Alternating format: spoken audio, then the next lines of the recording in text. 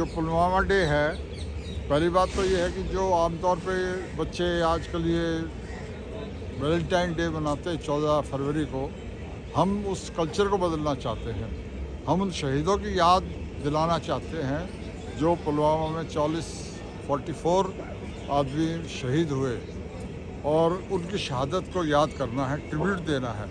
उसके लिए मैं ये देश के सारे पैरामिलिट्री फोर्स के अलावा भी जो भी इनके लिए ट्रिब्यूट देना चाहता है इंसान, वो यहाँ 14 फरवरी को जहाँ हम खड़े हैं आज जंतर मंतर पे आए और उनको श्रद्धांजलि दें। मेरी उनको बहुत बहुत श्रद्धांजलि, और यही मेरा एक नारा है, जय हिंद। मैं बेसिकली सीआरपी में भर्ती हुआ था एज ए डायरेक्ट डीएसपी। तो मेरे बैचमेट हैं एडिशनल डीजी HR सिंह, वो इसके चेयरमैन हैं, और मैं इस संस्था का एडवाइज़र हूँ। ठीक। आज मैं जंतर मंतर पे हूँ क्योंकि 14 फरवरी 2023 को हम लोग इसी जंतर मंतर पर एक धरना प्रदर्शन करने वाले हैं, जिसमें जितने भी हमारे पैरामिलिट्री के साथी हैं उनके जो कल्याणकारी मुद्दे हैं उनको विशेष कर से हम गवर्नमेंट तक पहुंचाने वाले हैं। इस प्रकार की कार्रवाई हम बहुत दिन से कर रहे हैं, और धीरे धीरे हमें उम्मीद है कि जो हमारे साथी रात दिन ड्यूटी करते हैं, बहुत कठिन हालातों में हैं, परिवार से दूर रहते हैं, उनकी बहुत सारी समस्याएं हैं, तो हम चाहते हैं कि सरकार उनकी समस्याओं पर ध्यान दे। और जिस प्रकार से आर्मी या डिफेंस पर्सनल को सुविधाएं मिलती हैं, उसी प्रकार से जो पैरामिलिट्री के जवान हैं, अर्धसैनिक बल जिनको बोलते हैं, उनकी भी उससे ज़्यादा सख्त ड्यूटी है, बहुत ज़्यादा देश के लिए बलिदान करते हैं, उनकी भी पहचान हो, उनका भी सम्मान हो। तो 14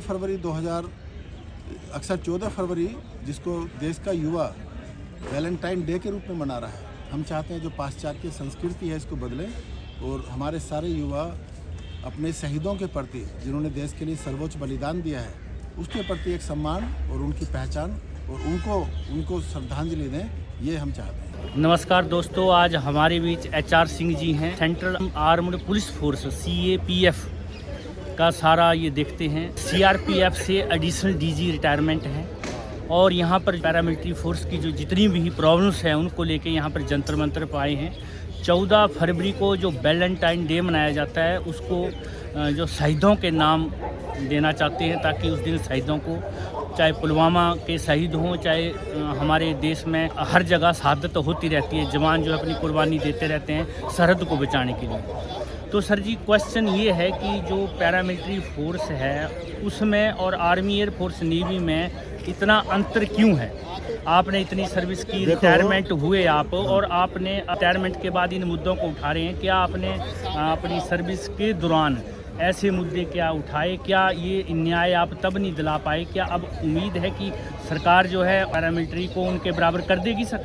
बिल्कुल, ये जो चीज़ें हैं, सन 2004 से CAPF के जवानों की पेंशन बंद करके न्यू पेंशन स्कीम में उनको लाया गया था। अब अनुभव के साथ देखा कि न्यू पेंशन स्कीम वो सुविधा नहीं देती है जो ओल्ड पेंशन स्कीम एक सिक्योरिटी जवानों को देती थी। CAPF के जवान रात दिन शहीद हो रहे हैं पूरे देश में, कन्याकुमारी से कश्मीर तक, और गुजरात से लेकर अरुणाचल प्रदेश तक, सारे देश में हर प्रकार की ड्यूटी कर रहे हैं। तो आपने देखा 14 फरवरी 2019 को 40 लोग हमारे शहीद हो गए। 6 अप्रैल 2010 को 76 लोग छत्तीसगढ़ में शहीद हो गए। जितनी शहादत हमारे जवानों ने दी है आज़ादी के बाद से, 38,000 पैरामिलिट्री के जवान शहीद हो चुके हैं। तो हम चाहते हैं कि अब ये परिवर्तन आए, देश में लोग अर्धसैनिक बलों की भी भूमिका है उसको समझें, उनको भी वही सम्मान और वही सुविधा दें। तो मुझे तो, मैं बता रहा हूँ, सर्विस में रहते हुए भी और सर्विस के बाद भी ये मुद्दे हम लगातार सरकार के साथ उठा रहे हैं, और हमें पूरा भरोसा है कि बहुत जल्द ही, अभी काफ़ी चीज़ें हो चुकी हैं और ये भी हो जाएंगे। अब भी कोई रिटायरी की डेथ होती है तो उनको सैनिक सम्मान दिया जाता है, उनको आर्थिक सहायता दी जाती है। ऐसे बहुत सारे मुद्दे हैं जो हम लोगों ने उठाए हैं और सरकार ने उनको मान लिया है। तो सरकार से, विभाग से, खासकर राज्य सरकारों से, केंद्र सरकार ने सभी राज्य सरकारों को आदेश जारी किया है, इनको भी डिफेंस पर्सनल के बराबर सारी सुविधाएं, वो सारी चीज़ दे जाए। अब ये राज्य सरकारों के ऊपर हैं। कई राज्य सरकारों ने हमारे शहीदों को 1 करोड़ रुपए की धनराशि देना शुरू कर दिया है। कई राज्य ऐसे हैं जो अभी नहीं दे रहे हैं। हम चाहते हैं कि सभी राज्य एक जैसी धनराशि, एक जैसी सुविधा अर्धसैनिक बलों के जवानों को भी दें, और ये उनके प्रति एक अच्छी शहादत होगी और सही श्रद्धांजलि होगी। और मैं ये भी चाहता हूँ कि 14 फरवरी जिसको हमारा युवा पाश्चात्य कल्चर से प्रभावित होकर वैलेंटाइन डे के रूप में मना रहा है, उसको हम शहीदी दिवस के रूप में मनाएं। शहीदों को जिन्होंने देश के लिए बलिदान दिया है उनके प्रति अपनी भावना रखें, उनके प्रति श्रद्धांजलि दें और उनको पूरा सम्मान दें। रणवीर जी जो हैं वो भी इस कार्य में लगे रणवीर हुए सिंह जी हैं। भी लगे हुए हैं और हमारी बहुत सारी आपके एसोसिएशन साथ ही हैं। हमारे साथ ही हैं। और मैं सभी को चाहता हूँ, जितनी भी संस्थाएं हैं, जितनी भी एसोसिएशन है, सभी एक अम्ब्रेला के नीचे आए, पूरे अर्धसैनिक बलों की एक आवाज़ हो जिससे सरकार उसको तत्काल लागू करे और उन सारी सुख सुविधाएं जिससे अर्धसैनिक वंचित है वो उनको दी जाए। लेकिन ये तो सर बहुत पुरानी मांग है कि समय लगता है। दिल्ली पुलिस के लिए राशन मनी 16 बार रिजेक्ट हुई, 17वीं बार स्वीकृत हो गई। ये एक लगातार करने वाली प्रक्रिया है, इसमें कोई हमें चिंता नहीं है। ये सब चीज़ें होंगी और जल्दी होंगी। लेकिन क्या हमें आर्मी, एयरफोर्स, नेवी के बराबर जो है पैरामिलिट्री फोर्स को कर दिया जाएगा? हमें कोई तुलना नहीं है। हम तो कहते हैं जितनी ड्यूटी कर रहे हैं, जितने बलिदान हो उसको सम्मान दें। हम क्यों तुलना करें? आर्मी अपनी जगह, हम अपनी जगह हैं। लेकिन जो जिनको CSD की फैसिलिटी है वो सब मिल जाएगी। अभी हमारे सेंट्रल पुलिस कैंटीन है, हम भी कह रहे हैं GST की छूट दी जाए। लेकिन उसमें छूट नहीं है। पहले पूरी छूट थी, वो अभी कुछ दिन से जब से ये GST आया है तब से खत्म हुई है। उसके लिए प्रयास जारी है और वो बहुत जल्दी हो जाएगा। ऐसी कोई चीज़ नहीं है, ये सब छोटी छोटी बातें हैं। नहीं, सब हो छोटी जाएंगी। बात नहीं है सर जी। CSD की फैसिलिटी नहीं वो है। सब हो जाएगी। भाग्य ये सब है, हर डिस्ट्रिक्ट में होते हैं, हर राज्य में होना शुरू हो गया।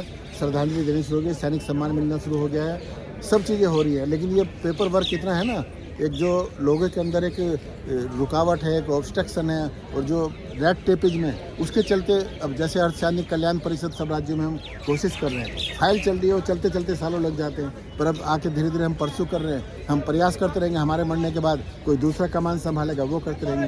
तो ये जितने भी मुद्दे हैं कि लगातार प्रक्रिया है और मैं आपका बहुत शुक्रगुजार हूँ, आपने समय दिया और हमारी ये बातें रिकॉर्ड